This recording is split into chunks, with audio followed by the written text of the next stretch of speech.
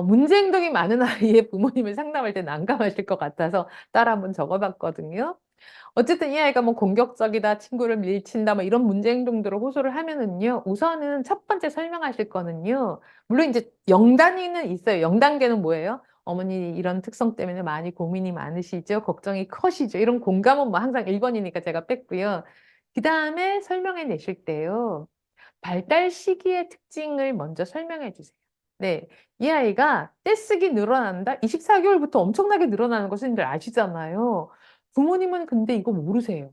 정말입니다. 24개월 되면은 당연히 자기 욕구가 강해지고 요구도 많아져서 싫어, 몰라, 아니야. 이런 거 엄청나게 주구장창 말하고 다니잖아요. 이게 정상입니다. 그쵸? 우리 정상인 줄 알잖아요. 근데 부모님은 다 문제 행동으로 보세요. 난 너무 힘드니까. 그래서 상담실에서 그래요.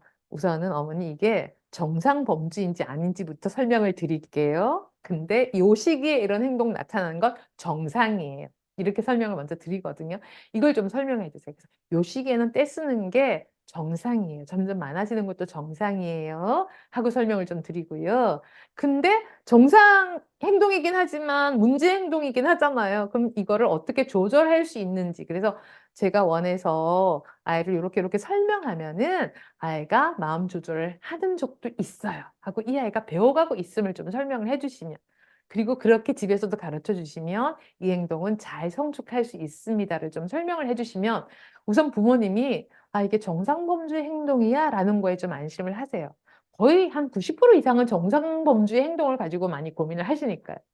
그 다음에 이게 문제 행동이잖아요. 근데 부모님은 사실은 희망을 얻고 싶어 해요.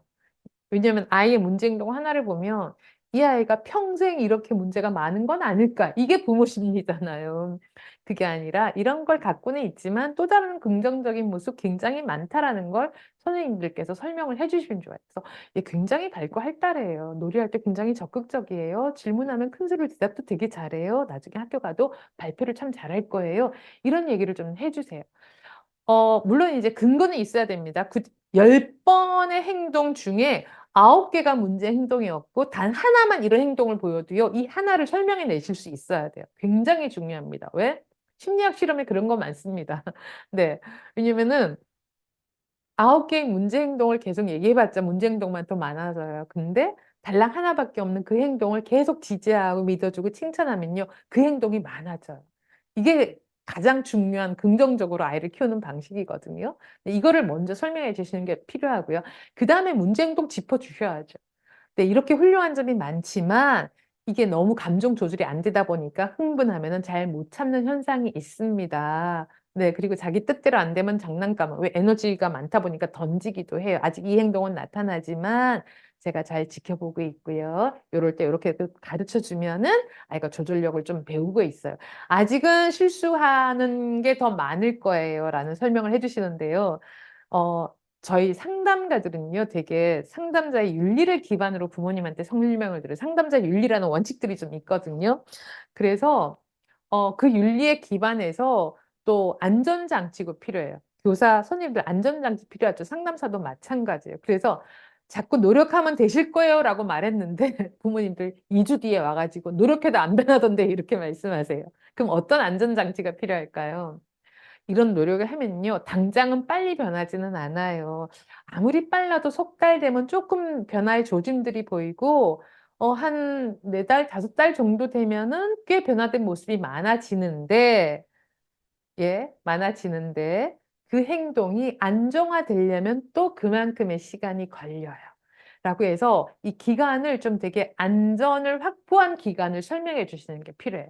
그렇다고 해서 그 기간 된다고 180도 달라지진 않아요. 왜? 이게 꾸준히 돼야만 달라지는 거잖아요. 그래서 이거는 선생님들의 안전장치이기도 해요. 그래서 섣부른 공약 절대 내세우면 안 됩니다. 네, 이런 노력을 할게요. 좋지만 꾸준히 노력하지만 제가 아이들 많이 봐왔잖아요. 그렇다고 갑자기 달라지진 않아요. 어쩌면 한 학기쯤 지나서 2학기 때쯤 조금 변화된 모습이 나타날 거고요. 어쩌면은 아마 학년 말쯤, 올해 말쯤 조금 달라질 수도 있는데 만일 올해 크게 변화되지 않는다 해도 이 노력들이 모여서 내년에는 훨씬 더 성장된 모습을 보일 수 있습니다. 라고 설명을 하시는 것도 저는 굉장히 중요하다고 생각합니다. 네. 그 다음에 이제 부모님 역할 강조해 주세요. 선생님, 정말로 부모님들이요. 그래서 제가 집에서 뭘 어떻게 할까? 이거 듣고 싶어 하세요. 정말로. 가르쳐 주세요. 그때 뭘 해달라?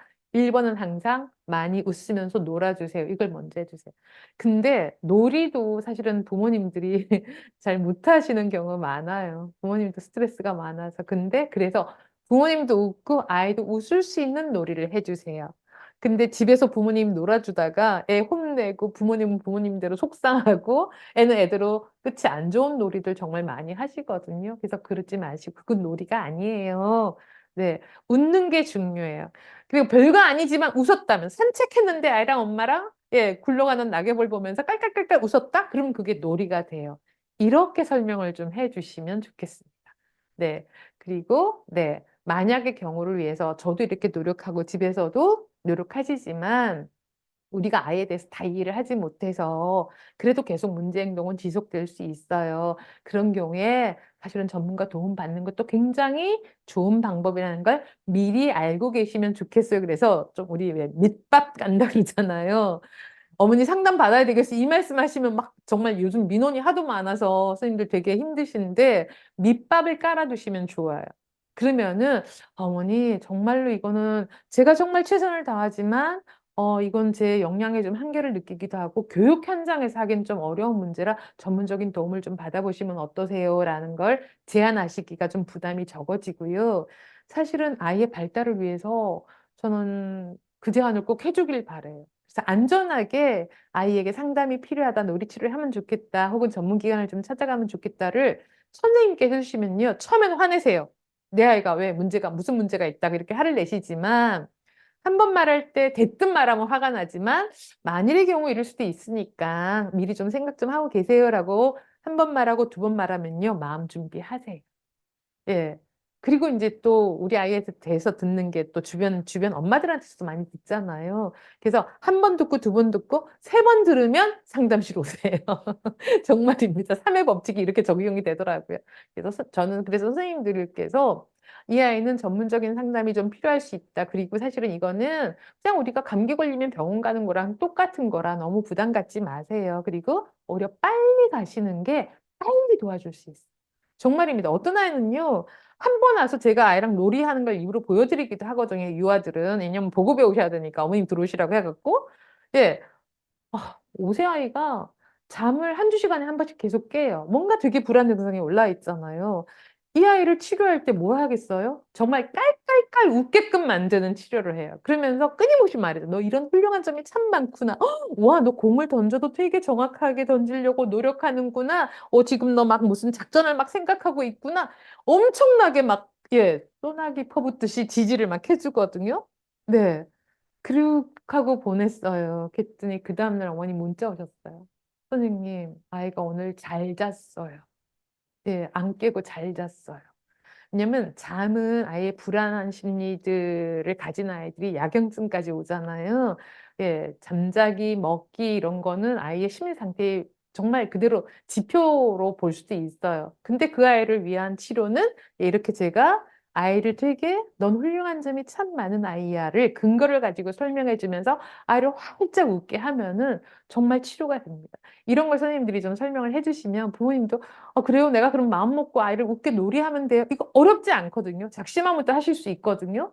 네, 근데 사실은 대화법을 알려주는 건 되게 힘들어하세요. 예. 제가 설명을 아무리 드려도 선생님들께서 부문 상담 때 아무리 설명을 드려도요. 잊어버리세요. 그래서 꾸준히 상담해 주시는 게 필요하다는 말씀도 좀 드리고 싶고요. 그래서 일반적으로 부모 상담 대화의 절차를 좀 알고 계시면 도움이 되겠는데 이 10가지를 다 하라는 말씀 아니에요. 자, 우선 첫 번째로 선생님들께서 부모 상담할 때 막 긴장하고 하시면 막 무슨 말을 먼저 시작하시는데 그러지 마세요. 그럼 긴장이 조절이 안 되세요. 첫 번째는 자, 요즘 아이가 집에서는 어떻게 지내세요? 하고 먼저 물어보세요. 이거는 정보를 얻는 거예요. 선생님은 원에서의 모습은 이미 잘 알고 계시잖아요. 근데 집에서의 모습은 잘 모르시잖아요. 그래서 집에서는 어떤 행동을 하나요? 잘하는 건 뭔가요? 좀 걱정되시는 건 뭔가를 먼저 물어보시는 거예요. 그러면은 그걸 듣고 그 다음 대화를 하기가 되게 쉬워지세요. 그래서 잘하는 행동 두 번째 물어보시고요. 컸다고 느끼는 부분이 있는지. 그리고 부모님이 이 얘기를 듣다 보면 부모님이 이걸 참 잘하셨군요를 찾으실 수 있잖아요. 부모님이 이걸 참 잘하고 계신가 봐요. 어머, 정말 잘 놀아주시네요. 공감을 정말 잘해주시네요. 이런 걸 찾아내서 부모님을 지지해 주세요. 그리고도 걱정되시는 부분도 질문하시고요. 그리고 그런 부분이 걱정이 되셨군요라고 공감해 주시는 거죠. 그리고 그걸 설명해 내실 때는 제가 오늘 세 가지 기질적인 것, 정서적인 문제, 인지 발달에 관련된 거. 네, 이 축을 가지고 한 가지만 설명하셔도 됩니다. 부모 상담 때 다 설명 안 하시잖아요. 시간도 제한되어 있잖아요. 그렇게 한 가지 정도를 전문가처럼 설명해 주세요. 제가 오늘 선생님들께 안내해 드린 이 내용들은요. 제가 상담실에서 이 정도의 경력을 가진 상담사가 상담실에서 쓰는 거 그대로 알려드릴 거거든요. 그래서 그냥 비슷하게만 하셔도 정말로 부모님의 피드백이 좋을 거라는 거 제가 감히 네, 좀 말씀을 좀 드리고 싶고요. 그다음에 이제 부모님이 집에서 이렇게 도와주세요. 한 가지 정도. 네, 그리고 다음 상담 때 이게 어떻게 되는지 또 의논할게요 하고. 그리고 저는 이런 부분을 도와주기 위해서 이렇게 해보겠습니다. 라고 설명하시면은요. 정말 부모님도 되게 감사하고 만족스러운 부모 상담. 그리고 선생님도 뭔가 내가 역할을 잘해낸 것 같은 뿌듯함을 느낄 수 있는 부모 상담이 될 수 있을 거라고 생각됩니다. 저는 선생님들께 이 말씀 꼭 드리고 싶어요. 선생님들 전문가시거든요. 예, 그냥 이렇게 흔들리지 마시고요. 아이의 발달, 그러니까 선생님들은 아이 발달만 보시면 상담이 쉬워지실 거예요. 아이를 위한, 그렇죠? 그래서 너무 부모님의 민원을 너무 걱정하지 마시고 제가 오늘 말씀드린 이 안전장치를 잘 활용하신다면 예, 우리 아이의 부모 상담 좀 더 효율적으로 할 수 있을 거라고 생각됩니다. 우리 아이들 잘 키워주세요, 선생님들. 부탁드립니다. 감사합니다.